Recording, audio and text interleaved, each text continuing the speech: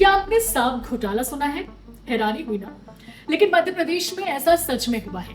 यहाँ पर सांप के काटने से लोग एक बार नहीं, दो बार नहीं, बल्कि 20 से 30 बार मर गए और सरकार हर बार उन्हीं लोगों को मुआवजा भी देती रही। ये गफलत करके सरकारी कर्मचारी, अधिकारी समेत 46 लोगों ने सरकार से 11 करोड़ से ज्यादा की राशि आई थी। जब सरकार को इस घोटाले की जानकारी लगी तो उनके होश उड़ गए, नींद उड़ गई।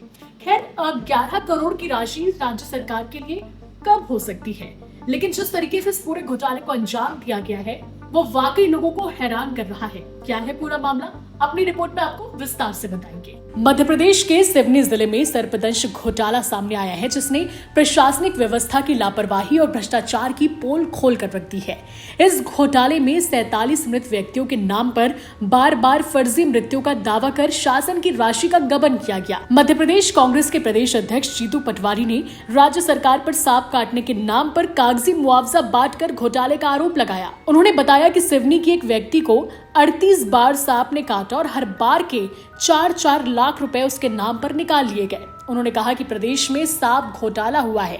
केवल एक जिले से ही 11 करोड़ रुपए का कागजी मुआवजा सर्पदंश पीड़ितों को दिया गया। प्रदेश के सांप घोटाले पर जीतू पटवारी ने ट्वीट करते हुए मध्य प्रदेश वासियों से पूछा कि सोचिए बाकी 24 जिलों में सरकारी भ्रष्टाचार की क्या स्थिति होगी। उन्होंने कहा कि देश विदेश में कई घोटाले हुए हैं, जिनमें अब नया सांप घोटाला भी शामिल हो गया है। दरअसल मध्य प्रदेश सरकार सांप काटने से मृत्यु होने पर 4 लाख रुपए का मुआवजा देती है। रमेश नाम के शख्स को 30 बार अलग अलग दस्तावेजों में मृत बताया गया, वो भी हर बार सांप के डसने से। ऐसा करके भ्रष्ट अधिकारियों ने 1 करोड़ 20 लाख रुपए का गबन किया। इतना ही नहीं, राम कुमार नाम के शख्स को सरकारी दस्तावेजों में भी 19 बार मरा हुआ दिखाया गया। ये घोटाला साल 2019 से शुरू हुआ और 2022 तक जारी रहा, यानी कि कमलनाथ सरकार में शुरू हुआ भ्रष्टाचार का सिलसिला शिवराज सरकार तक चला।